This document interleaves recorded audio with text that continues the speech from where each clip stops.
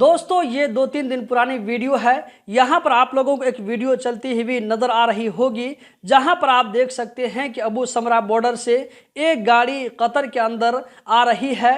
लेकिन इस गाड़ी में एक ऐसा सामान है जिसे देख करके आप चौंक जाएंगे। यहाँ पर आप देख सकते हैं कि गाड़ी जब कस्टम ऑफिस के नज़दीक में आती है तो ऑफिसर को कुछ डाउट होता है कि इस गाड़ी में कोई न कोई ऐसा सामान है। यहाँ पर आप देख सकते हैं कि कस्टम ऑफिसर इस गाड़ी के अच्छे से छानबीन कर रहे हैं, आगे पीछे सब जगह तलाश कर रहे हैं। आखिरकार आप यहाँ पर देख सकते हैं कि गाड़ी का जो अगला हिस्सा है सीट के नीचे में, यहाँ पर आप देख सकते हैं एक सामान बरामद हुआ है। इस सामान को खोलने के बाद में 4 बंदूक बरामद हुई है। तो दोस्तों ये वही सामान है जिसकी वजह से कस्टम ऑफिसर को डाउट हुआ था। तलाश करने पर यह सामान बरामद हुआ है।